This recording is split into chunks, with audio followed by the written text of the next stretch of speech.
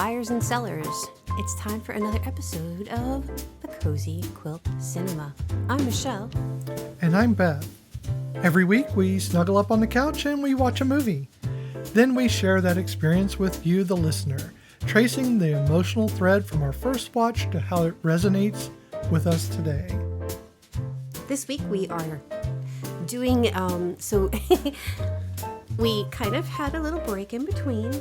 Last week we did our memorial for Robin Michelle Reiner. For Robin Michelle Reiner. I wanted to say Ivan Reitman because I read that just a few minutes ago, so my brain is... And so we did The Princess Bride, and you guys seem to have really, really enjoyed that, and thank you so much. We do appreciate that. And this was our regularly scheduled episode, Trading Places with the... Well, sorry, it's not with. I'm going to get to that in a minute because I jump ahead. It is the 1983 John Landis film.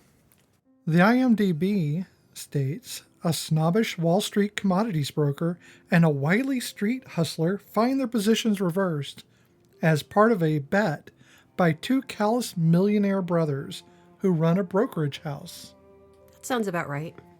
That sounds like anything that could happen ever. I mean, true.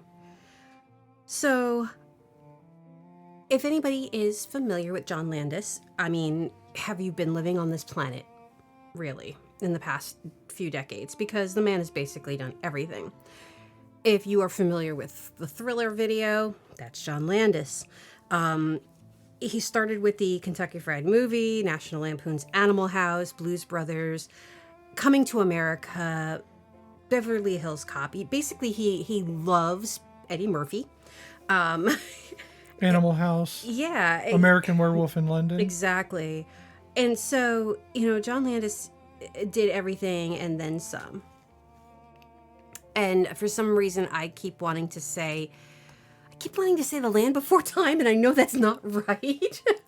I don't know why. I mean, you can include it, but if it's not true, it's I don't know if help. it's true or not because I haven't gone that far in his list of things because I kind of didn't think about it until now, but it keeps popping into my head.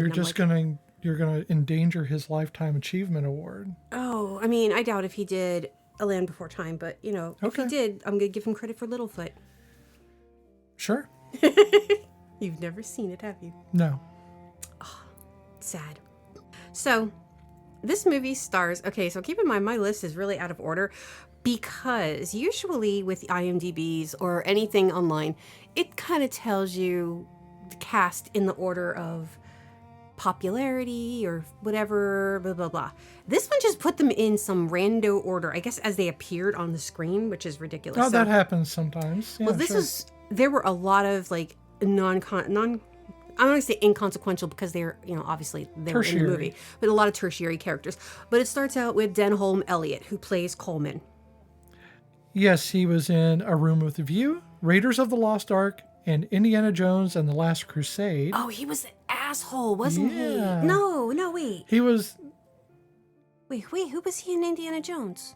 Was he He was the... The bumbling guy, right? No, he was the acquisitions guy. Yeah, he was Dr. Marcus Brody, who is the museum curator. Okay. I remember, I can picture him now. I couldn't picture him before. We have Dan Aykroyd, who I love to pieces, and he played Louis Winthorpe III. Who was, and this is going to sound very obvious to a lot of people, but I'm going to throw in one that I think maybe people don't know.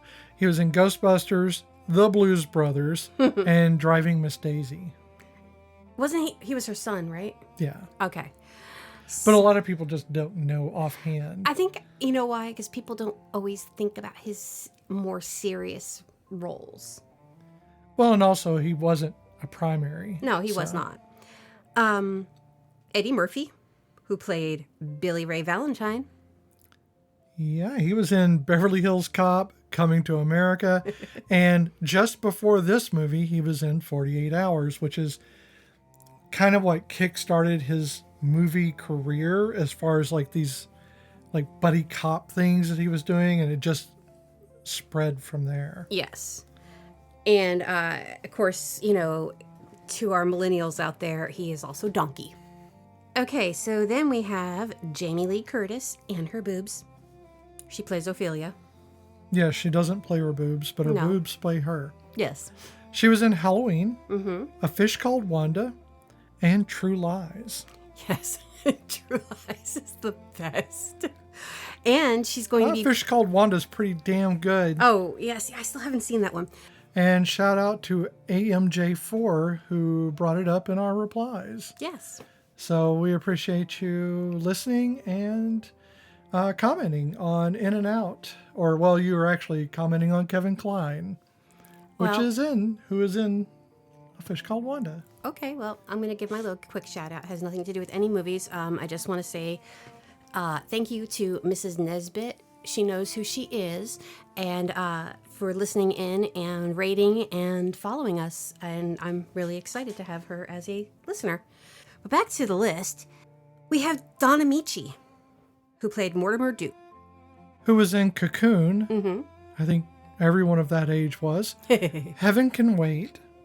And the story of Alexander Graham Bell. Wow. Which was only a year after Alexander Graham Bell invented the telephone. No, I'm joking. I was going to say, are you shitting me? No way. He's not that old. No, okay. But this was his 49th film. Sure. It was Ralph Bellamy, our next actor. It was his 100th film. And he played Randolph Duke. Brag. I know, Randy. So he was in The Awful Truth, His Girl Friday, and Rosemary's Baby. Yes, he was. That is a frightening ass film right there. Yeah, I haven't done that one yet in my itinerary. We haven't done it for a reason. It's a scary movie. So yes, the funny thing about Don Amici and Ralph Bellamy is they had never heard of Eddie Murphy and Dan Aykroyd, but Dan Aykroyd and Eddie Murphy had never heard of Don Amici and Ralph Bellamy. So it was funny going into it. They run in different circles. They did. And then we have, so some people I have on here just because, and other people I have on here because they meant something. So that was basically the big cast. We have Paul Gleason, who played Clarence Beeks. He's the guy in the movie. He's the one who's kind of like, does he exist? Does he not exist? Are they money laundering through a fake name? Turns out he's a guy that they use to sneak info. I don't know what else he did. Oh, he was in a lot of things. I just don't have a list for every character actor in here. I know. Some of them we're just going to have to fake, but there's a reason why I picked the people I did. Okay. The rest of these people had small parts, but there's a reason behind them. We have Jim Belushi. Man's got problems. He played Harvey, who is the guy dressed as a gorilla on the plane, on the train, not the plane. Well, and this is a tie-in to the Blues Brothers because John Belushi, he died a year before this film released. Yes. Well, he died in 82. This released in 83. So he died probably during filming. Right. So this was Jim's role, which he had not a prominent role. He had a small part, but it was a speaking part. Yes. And it was good for him to get out there. Yeah. Unfortunately, he was the gorilla guy. He really was. I did not write down the names of any of the girls other than Jamie Lee Curtis. So that's on me. You know what it is? The women in this movie, other than Jamie Lee Curtis, are kind of vanilla and they don't stand out. And I didn't know any of the actresses, so I kind of didn't do that. Bo Diddley had a tiny little part as the pawnbroker. Right. And you know Bo, then you know Bo. But if you don't know Bo, you don't know Diddley. Sorry. I mean, that is a saying, and it is true. But we had Penelope, who was Kristen Holby. Mm-hmm. So that tells sorry, you... Kristen, but you meant nothing to me. Oh my God. She was a huge part of this entire film. Without her, nothing... No, I'm joking. I'm sure it would have been fine. But she actually was in Manhunter as well. So she's done a few films. I mean, she probably has. She has one of those like 80s looks about her that makes her like look like all the other girls in the 80s at that time. I mean, she was fairly distinctive, but I don't think she had an extensive list of like roles. No. I think she did a few and she may have dropped out at that point. A lot of people, they do a few films and then you never see them again. two of the actors that had little bitty parts in this movie. Now, I did not mention Al Franken and Tom Davis. They played stupid parts, but those were supposed to be the roles that I mentioned in the clues that were supposed to go to Rick Moranis and Dave Thomas, because they were going to do Bob and Doug McKenzie playing those parts as the porters on the train. But they couldn't do it, so they got Al Franken and Tom Davis, which I thought Dave Thomas, not Tom Davis. I think that's pretty funny. I don't know why. I don't know why you think that's funny. You just switched the names around. I know it's funny that's okay. Not haha funny, but like peculiar, odd funny. Oh, because of the. This is what I do with folks all the time. Okay, so one of the Duke's men, his name is Wilson. He's one of their on the floor stockbroker guys. He is played by Richard Hunt, and I kept saying, I know him from somewhere. Now, this is going to make no sense of how I know him, but he is actually a puppeteer. Okay. And he did, in the Muppet Show, he was Statler, he was Scooter, Janice, Beaker, and Sweetums. So you recognized him from those roles? No, I don't know how I probably recognized him from somewhere else. But once I saw the Muppet Show, I blanked out. I'm trying to understand No, why. I saw the Muppet Show and I saw his credits in the Muppet Show and I blanked out. But also sad is he died in 1992 during the AIDS epidemic. AIDS epidemic? During the AIDS epidemic. Yeah. Couldn't get that word out. And my last but not least person that I have on my list is Frank Oz, which kind of goes back to Dave. And if you know Frank Oz, you know that he is known for, he played a corrupt cop. But so you kind of like, you don't notice him in the movie. He's there and he's not there. But he is famous for playing Miss Piggy, Fozzie, Animal, Sam Eagle. He's also known for being Cookie Monster, Bert, and Grover, Yoda. That's like his biggest claim to fame, guys. So we have two different puppeteers. Two different puppeteers on here, which I thought was kind of fun. So there seems to be some kind of organization working behind the scenes. Yes, and it's funny because you mentioned... Could be that there's a union of some... Were there puppets involved? Was the gorilla, because it's a puppet... Was it written in that they had to be in this film because they created a gorilla puppet for them? I didn't even think about the gorilla. I mean, it was a man in a gorilla suit, I know. But it was well done. It was well done for 1983, for the time, yeah. But it was a puppeted costume. Yeah. I would assume. Yeah, I didn't think about that. I really should have looked that up. I'm just saying that's pretty coincidental. Because they both work for Henson. It just seems like the Henson Mafia. The Henson Mafia. The Muppet Mafia. That sounds better. That does the Muppet sound Mafia. Muppet Mafia. That sounds like adorable. Oh my God. It's the most adorable mafia ever. You got to be in the Muppet Mafia. You got to be covered in stickers type of tattoos, but they all have to be Muppets. And I just imagine that their union rep is Animal. No, it's the Swedish Chef. That would be adorable too. Give them what they want. It's fine. They're adorable. Bork, bork, bork. Jim Henson is dead and gone. But his Muppets will live on. So how did you feel when you saw this movie the first time? I actually know how I feel. Because I was very eager to see this film. Mm-hmm. This came out after 48 Hours. And my friend and I, my best friend at the time, we grew up together from kindergarten into high school. And I was 13 at the time. Mm-hmm. We were very excited to see this film because we had seen 48 Hours before that. And before that, we saw Delirious. Okay. Was it? Did we see Delirious? No, it wasn't Delirious. I think it was Raw that we saw before that. Delirious came out after this. I don't remember the Eddie Murphy releases. Well, Delirious is fairly well known because it's the one where he's wearing the red leather suit. And Raw is when he's wearing the purple one. Purple, yeah. And that's how you know. So anyway, we rode our bikes to the theater. It's another one of those riding your bikes to the theater. Yeah. And we saw it in July. So it was hot as shit, but we, made it there, and we were excited and happy because we got to see Eddie Murphy being Eddie Murphy. Mm-hmm. We didn't even care about Dan Aykroyd. Though we loved Dan Aykroyd, we were just excited to see Eddie Murphy at the time. Yeah. Dan Aykroyd was the second part of the Blues Brothers, which we saw all the time. We literally had a VHS that his mother and father ended up buying from Blockbuster because we kept wearing the tape out. Or was it Blockbuster? Might have just been a rental place, not an actual not like a big box store. Yeah. But we wore the tape out because we watched it over and over on a loop on a weekend, and it wore the tape out. It stopped playing in places. That's funny.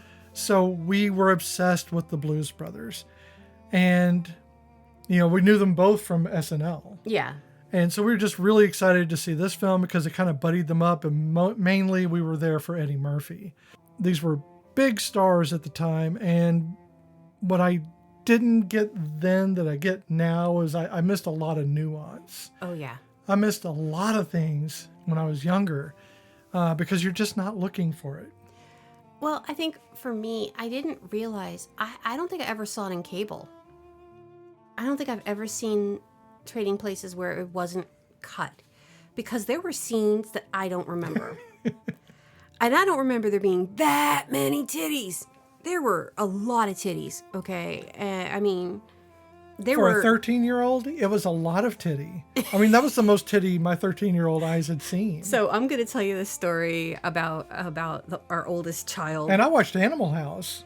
I'm going to tell the story about our oldest child, and I'm only going to tell you the story because he is currently in the other room. He's currently here and listening. it's kind of a Eddie Murphy-ish Not going to story. embarrass him or anything. He won't care. He doesn't get embarrassed by much. Trust me, I've tried for years. So when he was little, we were watching Coming to America. We were going to watch it. We got the movie going. We thought he was asleep. I don't remember why we were letting him sleep in the living room, but we didn't make him go into his bedroom. So we were letting him sleep on but we had him, the TV was up pretty high, and we had him under the TV, but we were he wouldn't have, I think he was 4. Okay. Small enough to fit under a television. Not under the television, but under, the TV's yeah, here. I get it. The facing of the television. Yeah. You could see over him, in other words. Yeah, but it was pretty high up. And so my ex was in the other room. I was in another room. We were trying to get our snacks and everything ready. And he turns the movie on. We'd seen it before, so it wasn't like we were missing out on anything. So the beginning scene in Coming to America when they're doing the dance? Absolutely. Okay.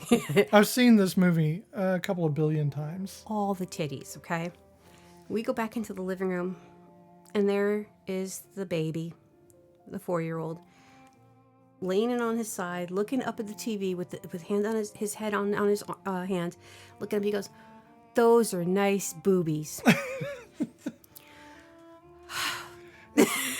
That's okay. It's good appreciation. We were like, "You were asleep."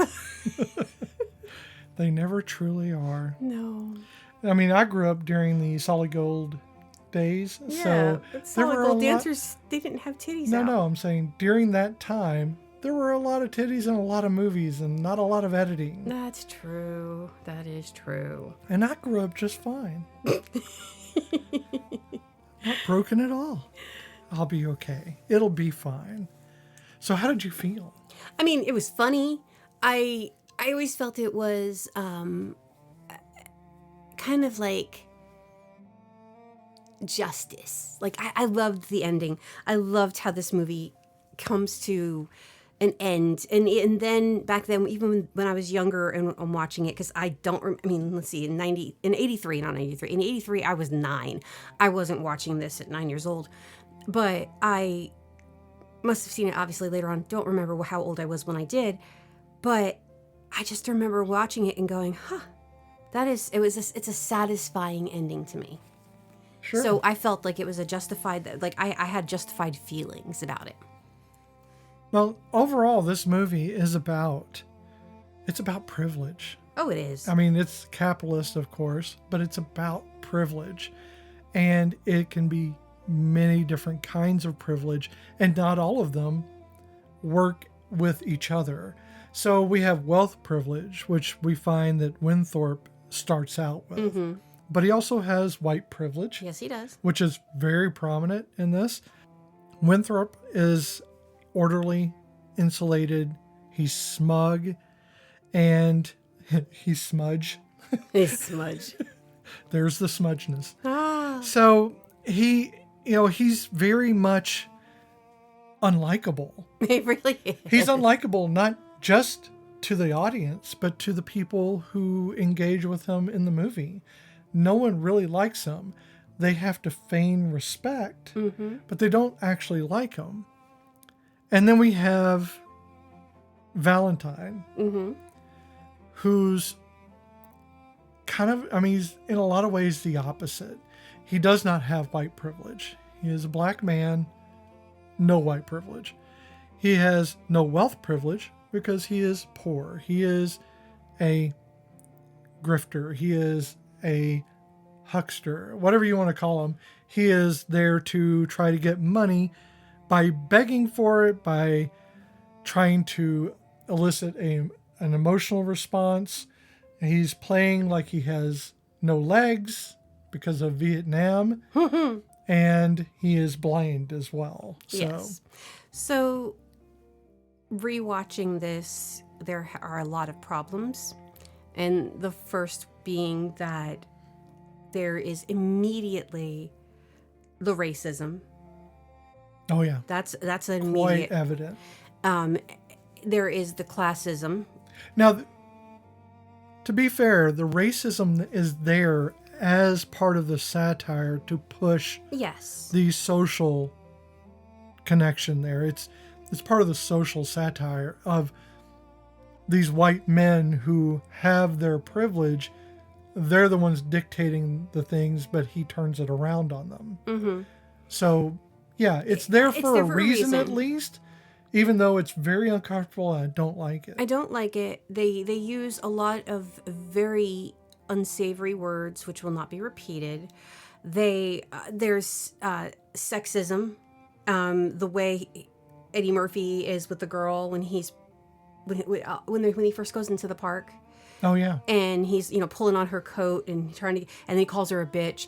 I mean, there's like casual, very casual misogyny. Yeah. Very casual misogyny. There's obviously the ableism when it comes to him pretending to be disabled in order to panhandle, which is shitty. And he's not just trying to beg for money. He's trying to beg for money by pretending he has disabilities that he does not have. He pretends to be blind to get away from the cops, and that doesn't really work very long for him. Yes, it is funny when they pick him up and he's like, I can see, and my legs, they grew back. Yes, it is funny, but it's also ableist as very hell. Ableist. I think that a lot of this is trying to show that he's cavalier and quick thinking. Yes. But it really doesn't translate well. And when you're a kid in the 80s, it makes a little bit less impact in that sense. Yes. So yeah, it comes off as him being really cool and like quick, But there's also a huge amount of homophobia. Oh yeah, definitely. The F word is used. The F word is used several times. Lot. And unfortunately, mostly by Eddie Murphy's character, Valentine. Not happy about that. I didn't remember any of that, but I didn't either.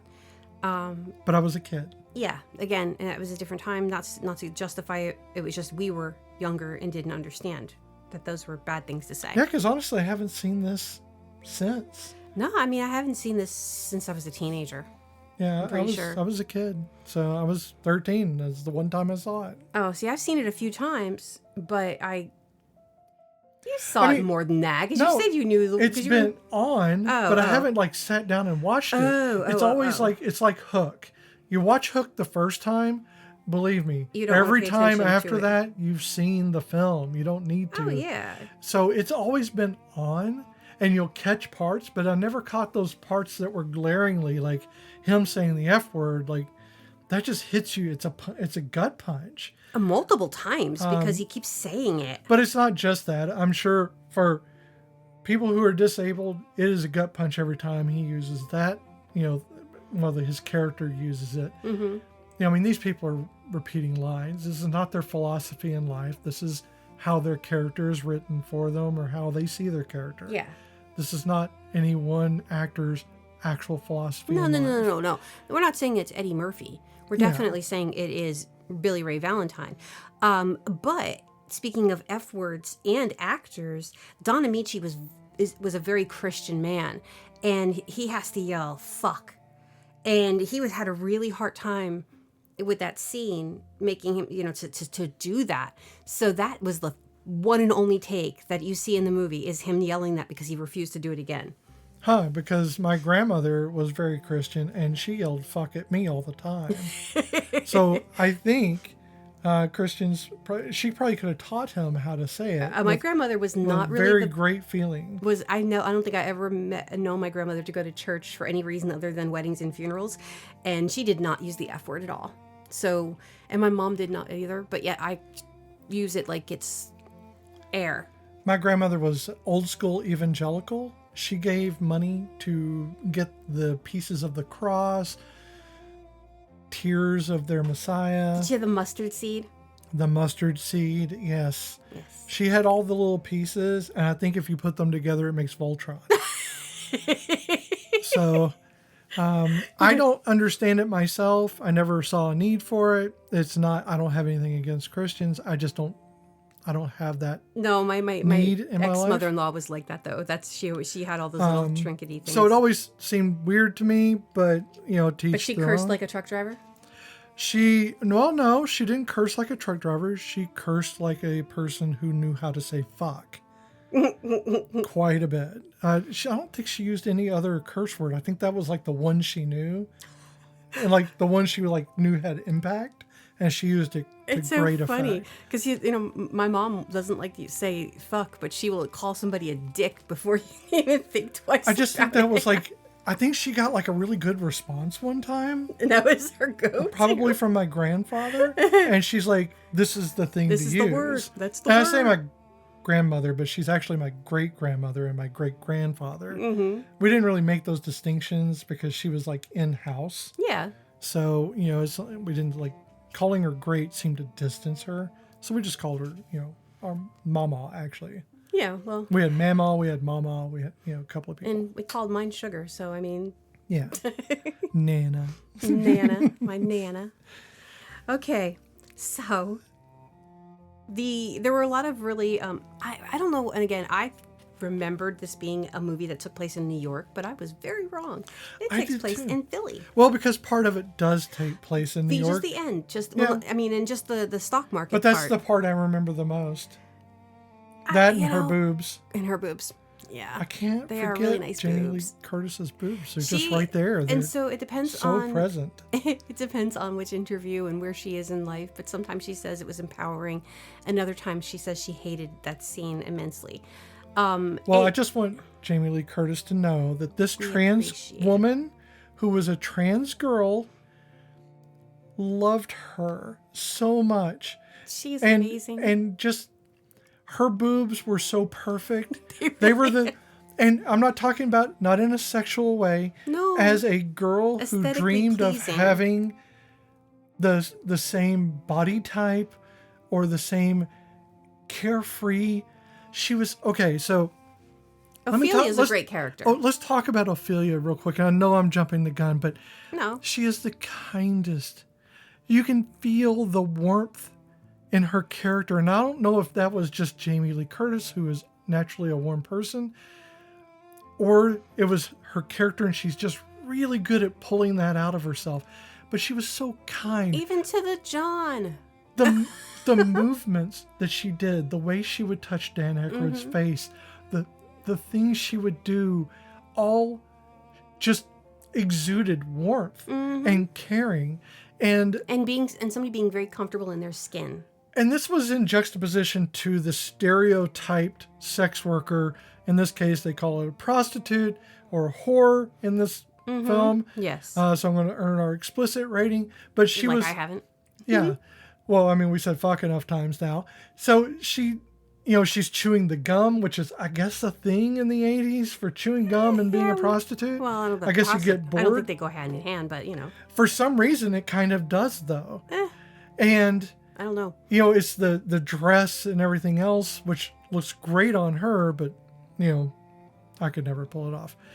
Not many people could. I mean, that body is very limited on most human beings. But I think that she really, I felt so much at that time about, I really wanted to be her in so many ways. This kind and caring person. The sex working part of it, it didn't even register with me. I knew that she was supposed to be a prostitute, but all I saw was a kind person. Oh, yeah. And I think that we could probably just do that with everyone in our lives. Oh, yeah. Sex workers are people. Yes. They can be kind and caring people. They can be all kinds of people because they're just people. Just people trying to make a living. Yeah. And trying to there's survive. nothing wrong with being a sex worker. Nope. I hope that you're safe and that you're happy. And that is all that matters. But what I'm saying is she made this trans girl into a trans woman. She is the one who gave me the daydreams that I subsisted on for years of being this person. Now, I am neither as kind or as caring as her character. No, but it's still nice to have that aspiration to be that person. Sure. And honestly, Jamie Lee Curtis is quite amazing herself. She just is the confidence. So active in the Free Mom Hugs movement. She is such an ally. I mean, and she's gonna be in, oh my God, I'm so excited about this. So one of my favorite writers is Patricia Cornwell and her Dr. Kay Scarpetta series, and they are doing a series with oh my God, I blanked on her name. Nicole Kidman as, I think, Kay Scarpetta, and Jamie Lee Curtis is going to play her sister. Okay. Kind That'll of be excited interesting about that because I love Dr. Kay Scarpetta, and I love that they're using more. Well, we've got our books. We do.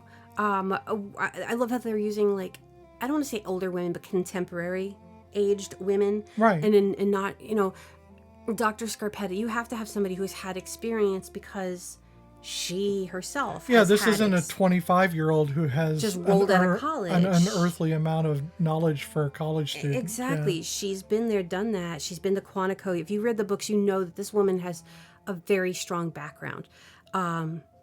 Yeah, I'm very excited about that. And so this movie, yeah, sorry, I got it. It's the yeah, because we're gonna it's the Jamie Lee Curtis of it all. Yeah, Coleman though too. So Coleman, the butler, he is quiet. He is ever present, and he is so kind to Valentine. Well, he's loyal, but he's not blindly loyal, because otherwise he would have followed all the directives that the brothers gave him. Yes. For screwing over these people. And he didn't do it. He joined with them. Yes. So he joined with Valentine and with Winthorpe and Ophelia in order to pull off this scheme, which was basically comeuppance. But yeah, I mean, Coleman is a good guy. He's a servant. Yes. He's paid to be a servant. And I'm sure it rankles him to have to deal with these brothers who treat everyone like they are monetary objects. And I mean, the Dukes, what kicks this all off is they bet. They bet that they can change the lives or the identities of both these people, Valentine and Winthorpe. And they're going for that nurture versus nature situation. Sure, but they're doing it for $1. They're going to destroy Winthorpe's life and Valentine's life too, because they're not planning on hiring him and keeping him. Nope. Because they don't want what they say the other term for, a black man as the head of their company. Yes. And what it turns out is that Valentine's quite knowledgeable. And that's what always amazes me. Oh, no, he does really good. Yeah. Yeah, he goes from being this kind of like a buffoon on the streets to being quite knowledgeable. How he he's knows about he's Russian... streetwise. He is, but how does he know about the Russian wheat market? I don't know. But I think it's implied that he looked into it because he's not dumb. No, he's and not they just dumb. That's assumed true. he was. So what I think is funny is in that restaurant scene, when he said, they're like, so what do you think about this? And he says, well, what I think, and everybody stops and leans in and listens. So back in the 80s, there were these commercials and there were these ads for E.F. Hutton, which is a financial service. And E.F. Hutton was, the slogan was, when E.F. Hutton talks, people listen. Right. So that was like a whole nod to that. And I thought that was funny. Yeah, that was a nice little Because like as a nod to kid, I the- recognized that, but as, people young people watching it now, they're not going to get that reference. Sure, and I think they just thought that would be ever present, but it's not. People Yeah. don't really know it anymore. So, the staircase. I want to mention the staircase. So you'll see the staircase at the very first of the film, and you'll see it a couple of times during the film. Winthorpe's place. Mm-hmm. It is a elaborate staircase going up to the second floor because that's how stairs work. Mm-hmm. And along the way, there are several wooden statues holding lights. They're lamp posts, Like every essentially. platform. Right. And it just looks precarious. It looks dangerous. Mm-hmm. If you ever are on that staircase, which I'm not sure if it's a real thing or not, it seemed real, just be careful. Don't, at night, it's going to freak you the fuck out. There's just no way you're not going to, like, I was thinking these are that too. figures, these are people. They like are women, life-size. Life-size women carved in wood. You see shadows from those things and you're going to shit yourself. Right. It's really going to be scary for you, or at least an episode of Ghost Hunters. Or you keep the lights on at all times. At all times. You could probably afford that. So- You're probably fine. So when we were watching it, you had made a comment about how, the films back in the day looked different. And we were kind of like throwing out a lot of different terms. Philadelphia being kind of, I said New York, but the grittiness, the dirtiness of a city, and maybe the film and how, I mentioned maybe because of the things being pristine, how things are very crisp and clear. And I think, between our, us and, our son, I think we kind of came up with like, it was just things being on set, being filmed on location. Not to say that they don't do that now. It's just different. Well, I think it's the cinematography. I think they are. I think it's very subtle, but I think that the cameras aren't positioned like they used to be. I think they're just not as raw. And there are times where there are some beautiful cinematic pieces, Mm-hmm. but then they just don't feel like you're there. They feel like you're watching a movie of it, and I don't want a movie to feel like a movie. I want a movie to feel like I'm there. Yeah. I don't read a book so I can think about a book. I read a Forget book where I am, yeah. so I can think about being there. Yeah. So this was filmed on location. So Lewis's house is and I didn't put the actual Louis addresses. Winthorpe, yeah. Yes, Louis Winthorpe, Louis. Delaney Place, which is a very upscale area of Philadelphia. It'd have to with those statues. Oh my God, yeah. But those houses are gorgeous. Duke and Duke, you commented about how they put a rug in front of the doorway to hide the emblem on the floor. I was assuming that's what happened. It's the Wells Fargo building. That's why. So that's why they Yes. put a rug on top. Okay, And- nice. Now, we all know that, obviously, called if it. you've seen the movie, that is the COMEX or COMEX or whatever they call it, basically the New York Commodities Exchange. But that was the one at the World Trade Center on the trading floor. And so there were a lot of in the beginning of the movie, you see the Liberty Bell, and it really gives you that false sense that the Liberty Bell is just out there in the open. It's not, guys. It's in this little tiny building that you have to stand in line to see the bell. But here's the sneaky trick. If you walk around the building, there's windows on either side. And if you don't want a picture, if you don't care about having a picture of yourself in front of it or a picture at all, you could see it through the windows. Yeah, you can see this lump of metal. Yes. So, I mean, why stand in line to see a lump of metal when you can peek through a window? So if you pay the premium, can you ring it? No, they don't let you ring it. That's too So I've bad. never gotten to stand in front of it, but I have peeked through the windows. I bet if you took a rock in with you. I don't think they would be thrilled about that. Probably not. That's Is not it worth it though? But that's not the original Liberty Bell. It's something else. It's the actual Liberty It's like Bell. the mate to it. Like it's used the same casting, I don't exactly. There's a whole thing like it was same mold. the or original whatever. Liberty Bell was. I think it was destroyed, and this was like the second one, but it did crack. I don't remember exactly the whole story. I used to know it by the heart. So use the same molding. Yeah, but it wasn't called the Liberty Bell. It was like the Centennial something or other. Okay. Yeah. Yeah, I'm not that invested in it. You know me, I like my history, except I don't remember. Oh, I like history. I'm just not invested in a bell. I mean, I appreciate that the bell existed, and I appreciate the craftsmanship. I think but going to see the bell is like part of the whole Philadelphia history tour because it I is don't know. kind Those of. stairs seem like they're fun to run up. You know me, I don't run. It's against my religion. The religion I don't have, but. I think it's like the historical history of it all. You kind of want to, you get hung up on it when you go to Philadelphia. Me, I just like to go to the Franklin Institute. That's my shit right there. Yeah, no, I understand. So yeah, I think that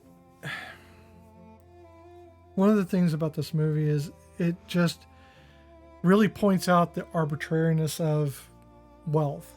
Oh, definitely. Of how fleeting it all is. Mm-hmm. I mean, in our system, you can be broke within a day, and anybody can. You know, the richest people in the world, which in this movie, the richest people seem to have a couple of $1 million. Yeah. $50,000 seems like a lot to them, whereas now our oligarchs, that $50,000 wouldn't even bring a mention. No. They wouldn't even mention it. It's like losing $1 out of their pocket. You know, you and I would be like, yay, we have money for a minute. Oh yeah, no, we'd be like, ooh, that's because we could pay everything off and then we'd be gone. That's right. We'd be debt free, but we'd be broke again. True. Sadness. But I think shit, $50,000. That's like a year of my income.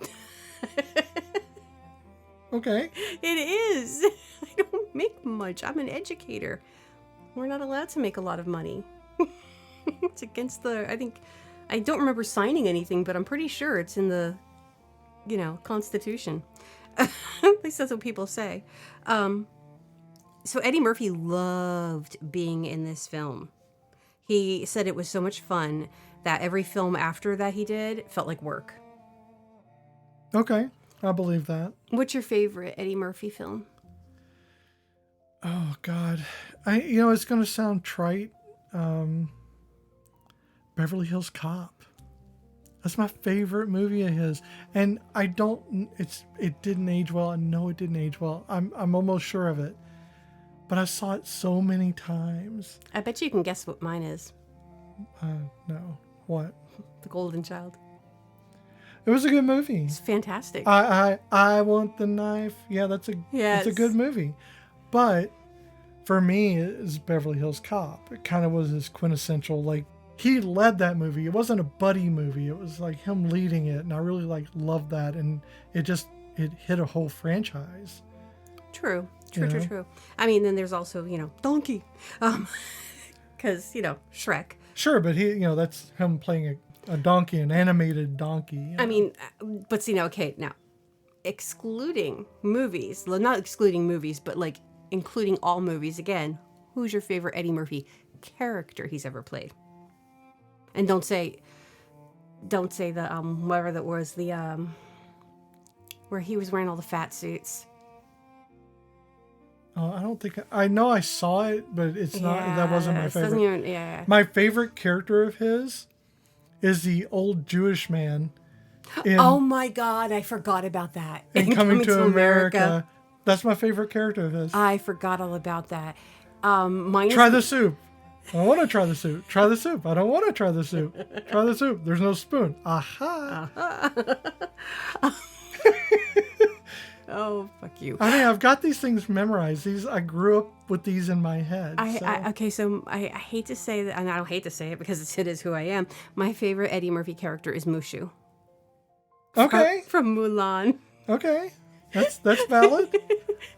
That's a valid character. Oh my God. I often dishonor on you, dishonor on your cow, dishonor your whole family. There's nothing wrong with that. Play nice with the kids. What if I don't want to play nice with the kids? And, I just want to say that Kristen Holby, and I took a note here, and it says, she does a great job of looking like a Penelope. She did. I did like her polka dot white dress. That was pretty. She's so believable as a person named Penelope. She really is. I was actually stunned that her real name wasn't Penelope. Honestly, when I was reading like the cast list, because I couldn't remember, I knew that there was a previous love interest before Ophelia, and for some reason I thought it was Constance. Because Constance Fry. Anytime you call. Yes. Constance will fulfill your needs. In winter, spring, and fall. Because she takes summers off. Damn it, bitch, gotta rest. Also, I was thinking about that. That was their college song. Yeah. Think about that. They're not in college during the summer. No. Damn, Constance. But they're adults. They're not in college anymore. No. They literally have a college song in which they diss her for liking sex. They diss all the girls. And they're all true. like... And they're very happy about it. Yeah, but they literally called every one of those girls out for something wrong. Every one of them in that song. Well, it was like a whole diss track. Everyone but Penelope. Everyone but Penelope. Because Toby liked Penelope. Right. And I'm sorry, bitch, you don't have a friend like Toby who tells you like that your fiance is a dirtbag and then sits there and like slides into your DMs when he has his down and out. Okay. Yeah, but he's doing it in a Harvard voice. I don't have a Harvard voice. All I have is this one. So you're going to have to deal. Rather. So, Ew. Yeah, so the movie is about a lot of things. There's going to be so many things. It's just a lot. It didn't seem like a lot when we started this. It seemed like it was going to be so easy to go through this. And then I'm like, privilege, but not just privilege, wealth privilege, racial privilege. Mm-hmm. We also have, hetero privilege. Oh, yes. There's a lot of things that are just wound up in this. And then you have Ophelia, who seems to break some of that because while she is white, she is neither wealthy nor is she privileged as a employment. Oh, yeah. So her employment is not privileged. No. She loses a lot of power in that sense, but she owns every bit of it. And she's whip smart. I love that. Oh, I yes. love a woman who is smart and forthright, and the guy doesn't know what to do with that because it's not the traditional role. Mm-hmm. When Dan Aykroyd, Winthorpe, when he's presented with Ophelia as a person and not when when he's sobered up and he's not angry. He's angry, but he's not like, it's after the Santa scene. No, it's before the Santa scene, isn't it? I can't remember. Yeah, and he's talking to her, and I think he realizes, first he's in shock because not only did she kind of fuck him over, unintentional, because she got paid to go over and fuck with him while his fiance is standing there, but it was intentional because it was to get the fiance to be pissed at him and to go back to Toby. Toby was right about you. What the fuck is Toby saying about me, bitch? Toby's just a straight up slut. Exactly. So, he's used to these sycophantic girls who are basically hangers-on, clingers-on. They're the part of the crowd, but that some of them got passed around a bit because, those guys are dicks. And they were okay with it because as long as they were still part of the group. That's what was going on at their college. Probably. But so because they were so, I'm only at college to find a husband, that meeting somebody like Ophelia, he was probably just dumbfounded. He was. He didn't know how to deal with her. In a lot of ways, but what I really like is he was surprised she was a prostitute. Yes. But he didn't look down on her for it. No. Nor did he ever allude to, her profession being beneath his, his contempt. No. He always treated her with respect. And I have to say, this is one of the few movies, even, in the newer movies and stuff where they try to do this, where a relationship, a romance, evolves very quickly. This is believable. It's believable. It does progress very rapidly. It seems like it's very rapid, but it's actually been several months. Yes. But it is, because it starts at Thanksgiving and ends at, the New Year's and stuff. But it is very fast sequentially, and they make it seem effortless. Her caring and his, the way he looks at her. Oh yeah. I was like, are they in love? I was like, was Dan Aykroyd in love with Jamie Lee Curtis then? I mean, who wouldn't be Sure, a little bit in but, love with her? they're colleagues and stuff. So I'm just saying they played it so well that I'm sitting there wondering, were they actually in love? Because they were able to pull that off so well. And again, you see him, not to say that he didn't have humanity, but again, he was living in this very pampered bubble. Sure. And so seeing the other side of the world, people who, he was led to believe that anybody who was poor was below him.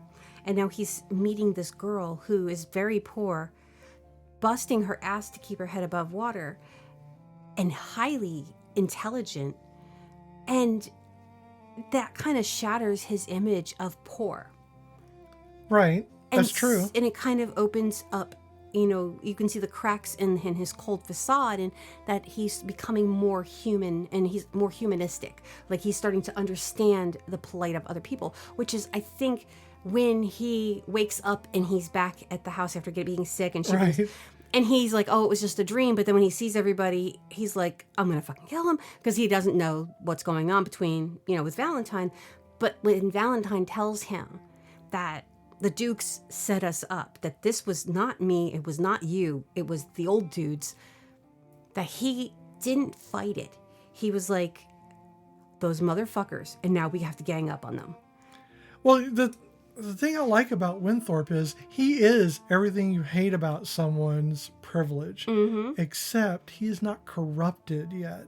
He hasn't been fully corrupted by the system to where he thinks he actually is owed all of these things. No. When he falls on his face, and he's dumbfounded. He is dumbfounded, but he's not blaming everybody in the world for his thing. He doesn't know why. He thinks one person has screwed him over. He is not blaming Jamie Lee Curtis's character Ophelia. Nope. He's not blaming her. He's actually very kind to her. Yeah. He actually is very grateful to her for helping him. She didn't have to do anything she did. No. But the Dukes are just that. They're the living embodiment of cynicism. Oh, yes. And they are everything that's bad about what privilege can lead to. Whereas Winthorpe is what, in the end, is what a privileged person who has taken the time to develop nuance. What they understand is that while they still maintain some kind of privilege, it doesn't have to be used against people. It can be used for people. And it doesn't have to be kept in an insular bubble. And you should be using your privilege to help others. Your platform, your voice as a privileged person should be used to protect, to defend others, and to help them reach the same privilege you're at. Because if we can all reach the same level of privilege, that means you've wiped privilege out. We just need to get rid of privileges. It's called equity. It's something to aim for, even if it's really hard to attain. No, and so I like to believe, so they didn't have to share that with Coleman, because he was the butler. They didn't have to, but they did. They got him in on the because he's, he was as much of a pawn of the Dukes as Valentine and Winthorpe. I like to believe that with them being on the island at the end of the movie and being, really, really flippin' rich, that Ophelia and Valentine keep him humble Like, they keep him there because, you know, going back to that rich lifestyle and having that money again could easily slip him right back into... Well, except for the fact that Winthorpe never had the view that he had. Mm-hmm. Once you know about something, it's that thing that, you know, I learned like in Firefly. Once you learn the truth of something, it's incredibly difficult to go back to that ignorance. True. So once you have seen the other side of privilege, which is the non-privileged status, it's very hard to just switch back over to privilege because you know it exists now. You know what's there. Yeah. And while he didn't really suffer that long, he did suffer. He did suffer. And he lost everything. He lost everything he knew in his life. Oh, his status, his money, his home, what his he had been groomed fiance. for. Yeah, everything that he had been. Basically, they set up the dominoes and then they knocked them all down. For $1. For $1. Sure. I'd buy that for $1. And now we're going to RoboCop. So, yeah, I think that, you know, it's a found family film again. We got another found family because I think they do. I think they really form like this really incredible partnership amongst all of them. And while you get the sense that there is a romantic couple of Ophelia and Winthorpe, or Louis, because that's how you're going to know him now. Yeah. It's still their family. They're more about friendship. They are a group of friends. Yeah. And they weirdly have fun fucking over the Dukes. Because you can tell it's fun.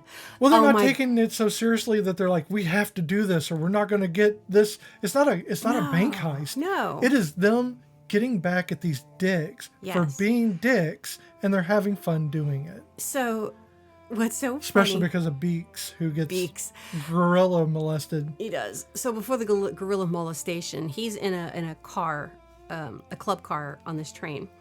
And he's going from Philadelphia to New York to drop off these papers that he has that they're going to give the Dukes insider information. Funny note that the Wall Street Transparency and Accountability Act has a clause in it that it basically outlaws that insider trading, that if, you know, you have insider information and you use it to your, which I mean, you have to get caught. But yeah, exactly. Because honestly, you can learn stuff. It's not your fault you learn there are stuff. very specific rules about insider trading. trading. what they did was wrong because they got this report. You know, they were trying to get this report days and days and days before it was released. So, but they're actually very lucky they didn't not only get all their stuff taken away, but thrown in jail for the rest of their lives. Well, since so this rule, this part of this rule is called the Eddie Murphy rule. Oh, is it? It's actually called the Eddie Murphy rule. Nice. Yeah, I thought that was pretty funny. So yeah, they're in this club car and Beaks is there. And at first, you know, Eddie Murphy comes in and he's doing the African prince of sorts. You know, he's basically a really bad characterization of the character he plays in Coming to America. And so, you know, it's over the top, but it's what it is. And it's believable. I love that film. I love Coming to I America. do too. It is believable. Sure. So then Coleman comes in doing an Irish priest. Very over the top, also kind of upsettingly in, you know, he's got moments, you know, the whiskey reference. Sure. He's doing all of the cliches, guys. Absolutely. It's not good. And then Jamie Lee Curtis comes in doing a Swedish accent with blonde braided wig, which is obviously a wig, and lederhosen, and has arguments because they keep saying that she's German, but she's not. I'm Swedish. Because I think that's the accent she knew. Right. And so it's like it's progressively getting worse. And then Dan Aykroyd comes in blackface. Yeah, that doing was the pretty Rasta. horrifying. Now I know it wasn't intentional because it wasn't intended to have them get kind of outed. I think that they were purposely trying to get outed by Beaks No, I at that don't point. think they were trying to get outed. No. You don't think they so? were I mean, not. then why did he bother coming in at all? Because they had to trade the briefcases. Now, But I thought they had already done that. well, they traded the briefcases. Then he gave the briefcase to Winthorpe in the bathroom. Yeah, so why come back He in? made the change out in the documents Oh. and then brought the Yeah, briefcase yeah. How did I miss back that? out. I don't know why I missed that. I just always thought that once they switched the briefcases, They had to switch it back. they had to switch it back. Okay. Yeah, that was just a placeholder so he wouldn't notice it was gone. Okay. So, yeah, okay. I guess that makes sense then. But still, it was bad. It's a movie. It probably doesn't make a lot of sense, but it's fine. You know, again, the blackface. Why? Of all the characters you could have pulled out of your asshole. And I get it. They were going from really strong to very, very, like, we were digging the dregs of society trying to figure out what can we do with Dan Aykroyd. I mean, with Winthorpe, you know, because he was... They wanted him to play the opposite But of that, what, I but guess. the blackface was That was a bit, so that was, much. it was startling. I mean, back in the day, it wasn't. Because No. we had, what was that movie, Soul Man? Oh my God, I forgot about Soul Man. It's Was that? so incredibly, Oh just, my God. although they did address it at the end of the movie, I think, and I don't think they did it well. They did not. It needed more addressing if you're going to do something like that. But again, different time, not as Different aware. time doesn't mean anything Doesn't make to it the people right. who have to watch it. Yeah, it doesn't make it right. I'm just saying that they didn't think about all of the nuances of the problematicness of what they're doing. Yeah, because they Because there's a bunch of white people pretending to be they black didn't people. ask a black person at all. No, I'm pretty sure they did not.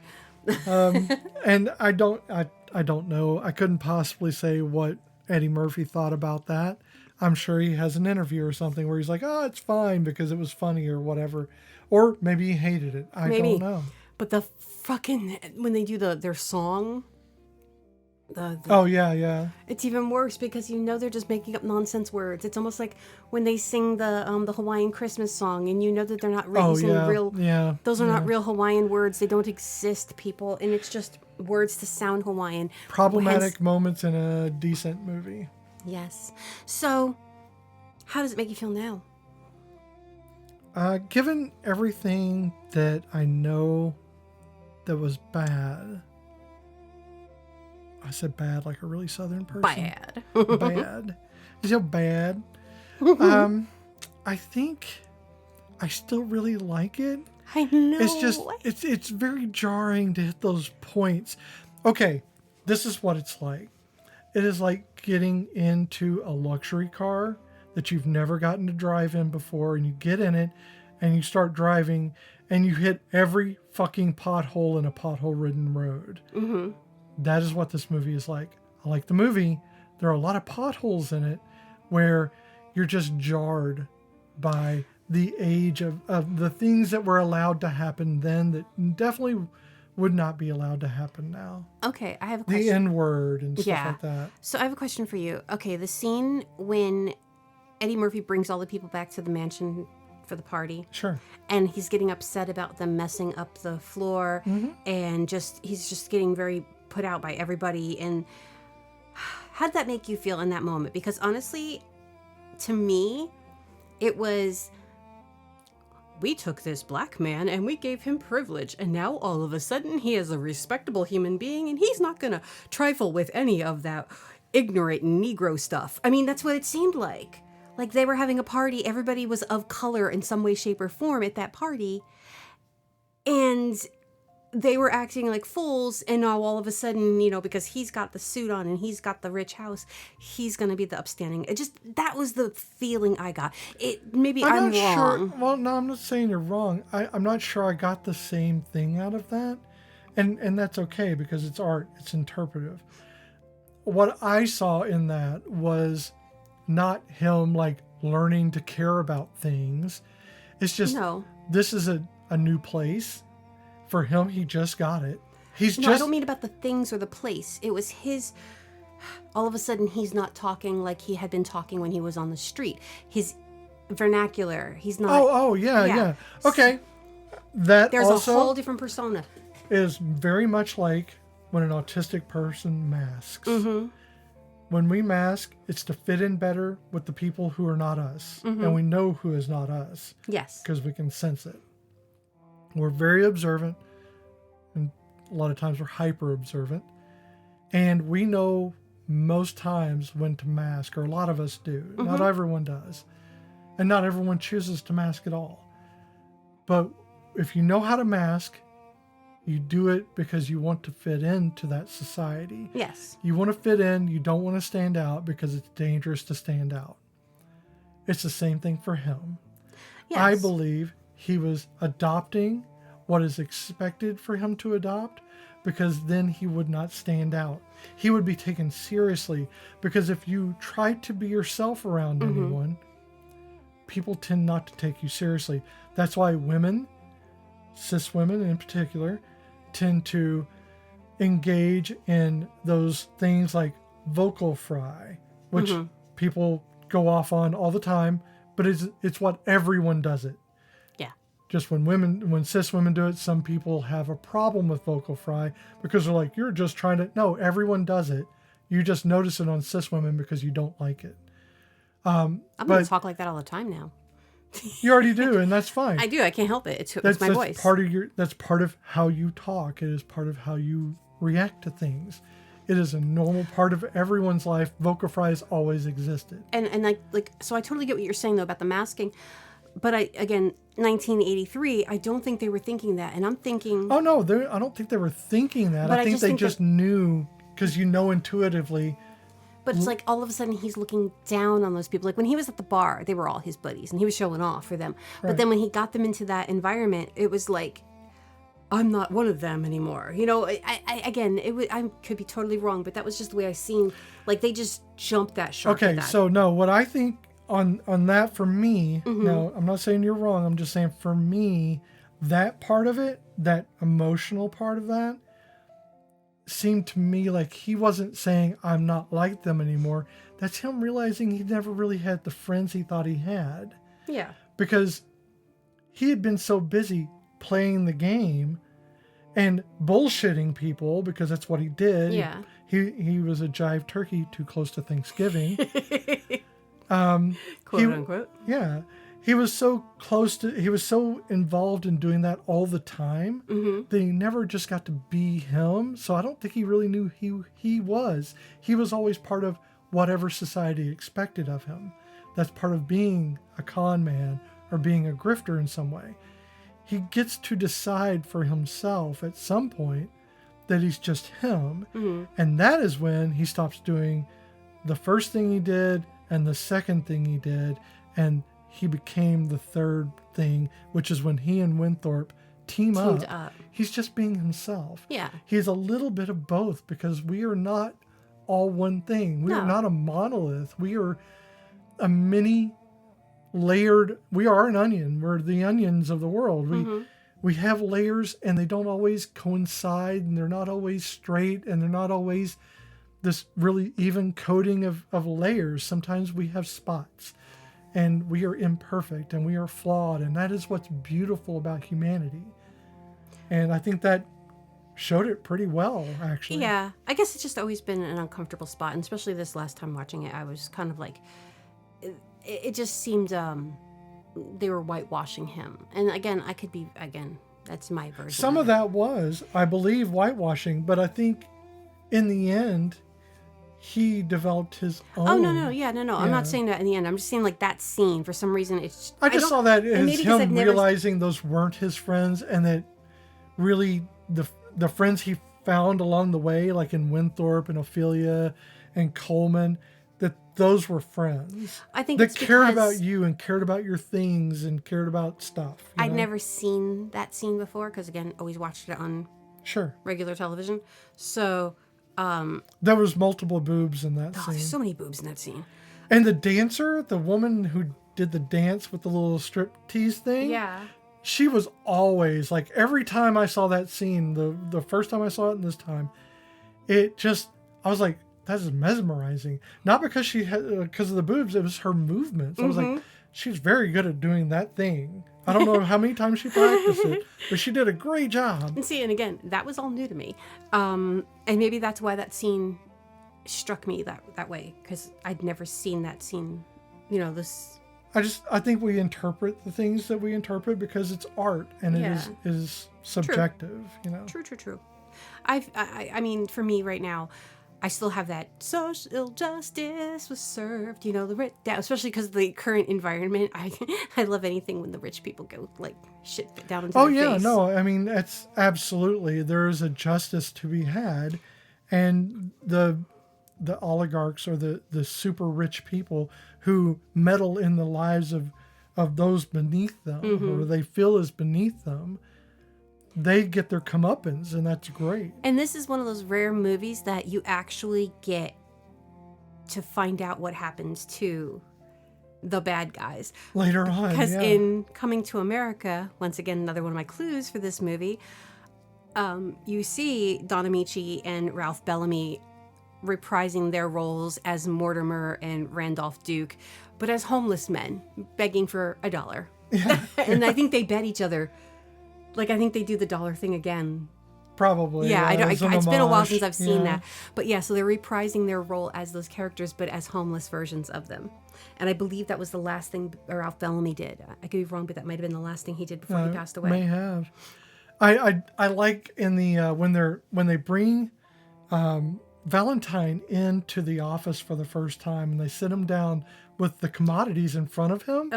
It's one of the funniest scenes. You don't expect it at all, because in the 80s, this definitely wasn't a thing that happened very often, is breaking the fourth wall. And the bacon thing. It's just for a moment. And they sit him down, and they're trying to explain to Valentine how commodity trading, what they do as commodity traders. And they have a cup of coffee. They have a small loaf of bread and stuff like that. And they have the bacon, which is the pork bellies. And they have gold and stuff like that. And they're explaining these things. And when they go, this is coffee and this is wheat, but it can be made into bread. And then they do and this is pork bellies, which is made into bacon, such as what would be in a bacon, lettuce, tomato sandwich. And then Eddie Murphy, as Eddie Murphy, not as Valentine, looks dead at the camera. Like, the fuck? and the fuck these white boys? All I can think is, I don't think that was in the script. And if it was brilliant. But it just seemed like that was an add-on, that he just looked dead at the camera like, seriously? It's such a great... It had no words to it. It was just him reacting. Yep, and John Landis was probably like, okay, we got to keep that in there. With a single, quick look. But it was a deadpan look. Yeah. I know that Eddie Murphy likes to improvise, like a lot of our comedic actors do. But he was so nervous on the trade floor.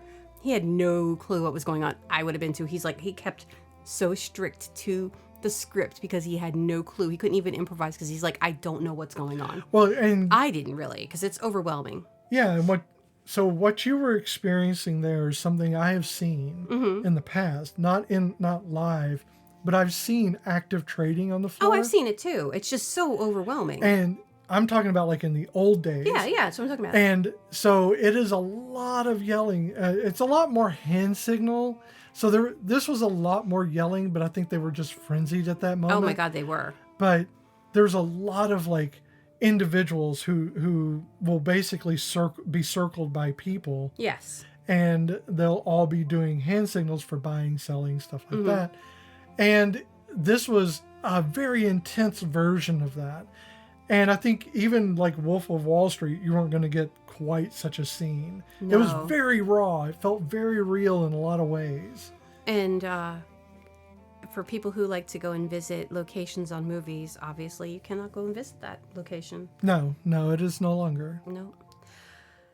So, what about the Castellini? Oh boy. You know, I was kind of wondering when we were going to get to that, and I'm worried. I'm not. I want it to pass, but then again, should it pass? So let's find out. I mean, it's going to pass, but it probably shouldn't pass. I mean, we don't know. There have to be at least 2 named women characters with at least 5 lines of dialogue each. Penelope and Ophelia. Well, that really has like a... It just seems like it should be a sonnet of some kind. I know, because those are very Shakespearean names. Yeah. Okay. I will give you that because I have to, because it's real. Yep. And they do not talk about relationships. Even with Penelope, she's not talking about relationships with him. Calm down. We haven't got there yet. This is just two named women. Okay. With 5 lines of dialogue each. I was just getting to the next one. Okay, well, let me get to it. Those characters must have a conversation not necessarily with the other woman, either not about their partner or with their partner, future or current, and not about their relationship. Yes.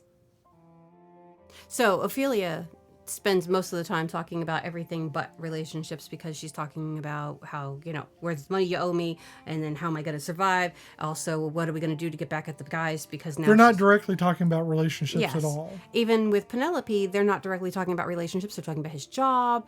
They're talking about going to visit her parents. They're talking... But in a much colder way. Ophelia's doing it with the warmth. Yes. Whereas Penelope's doing it with a frigidity. Hers is out of what's that word? Not loyalty. Obligation. That kind of, this is what I'm supposed to do in life, so that's what we're doing. Yes. Yeah. All right. So I guess that is. Oh God, this is gonna win. At least one of the women has to be integral to the plot, meaning that if she were written out of the film, it couldn't reach the same ending. Ophelia. Without Ophelia, I don't think he would have made it. He would have died. Well, I mean, I think Winthorpe would have killed himself. Oh, he probably would have. Or died on the street, really. Yeah, honestly, in the Santa suit with a smoked salmon in his beard. He definitely would have died from those pills, but he Yes. didn't have a place to stay. She gave him a place to stay. He could have been well homeless. You get no sense that Winthorpe had family of any kind outside of Penelope. Or any sense of survival skills outside of... Well, he didn't have his parents to go to. He didn't have anybody. So you get the sense that he would have been on the street. Yeah. And given his lack of street smarts, would certainly have died. Shit, yes. So, yeah, it's going to oddly... And the cast is actually diverse. It is somewhat inclusive, yes. Now, is it inclusive and fairly spread amongst? There's no equity. There is no equity. No, you can forget that. There is a diverse cast because there are multiple shades of brown people.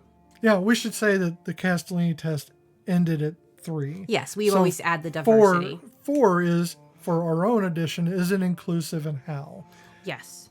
It is non-inclusive when it comes to people of disability, but LGBTQ because it is very homophobic in certain points, but it is inclusive in the sense of diversity of color, of race. Sure. How does it rate when put against Tremors? I want to give it a... While it bangs up its points with the diversity, it loses it in other aspects. I'm going to give it a 5-6. I'll go with 5 with you. Okay. So between 1 and 10, it's a 5. Yeah. Because it earned some brownie points by having people of color in it, and more so than most movies we've watched so far. So midway to Tremors, but not really to Tremors. It's not a bad movie. No. Trading Spaces is one of those iconic films because it is a buddy film. It is. But it's a buddy film between 4 people, which you come to find out a little bit later. It's billed between 2. Yes. Dan Aykroyd, Eddie Murphy. But you really have 4 main characters who really are part of the group. Yes. You know? So, if you would like to watch this movie, you can find it on Tubi, Pluto TV, Peacock, AMC Plus, Paramount Plus, Philo, YouTube, Sling TV, Amazon Prime, YouTube TV, Google Play, Apple TV, and Fandango at home, either through subscription, free, or renting it for $3.99. That's great. So thank you for joining us for Trading Spaces. No, Trading Spaces. that was a TV show. I did it. So thank you for joining us for Trading Places 1983. This has been Cozy Quilt Cinema with Beth and Michelle. We loved having you in our blanket fort. It is the holiday season, so we hope this episode made your day a little warmer. If you're looking for a zero-cost holiday gift to get us this year, we would love it if you would hit the follow button, subscribe, whatever it is you have to do. Leave a 5-star rating on Apple Podcast or Spotify. It takes 10 seconds, and it could help other people find their way to our cozy little corner on the internet. You can grab your hot cocoa, hit those stars, and we will see you next week. So, until next week, here are the clues to hold you over. This is our first sequel, folks. So that's a new one for us, our first sequel. This movie, unfortunately, was highly influenced by its animated series partner. Dun dun dun. So the script that the actors signed up to perform was not the script they were given when they got there. So they kind of had the whole switcheroo done to them, and they were highly annoyed. And one actor created not only an origin and an accent for their character, but also a history for his home, the home country he came from. Created a whole history for it. Because the character that they had given him to do, he said, no, I'm going to play this other one with an accent and a personality that you did not give me, because It completely worked. it really does. Because honestly, It owns the movie. let's put it this way. It wasn't until many years later that I knew that this character did not have an accent. That this actor did not actually. Completely own that movie. Yes. So, Own that role, anyway. until we meet again, my friends. I don't have anything to I don't know what they do in trading places. So Sell pork bye, belly. bye, Sell. bye. Bye. Bye, everyone. Or sell. Or so. Whichever way you want.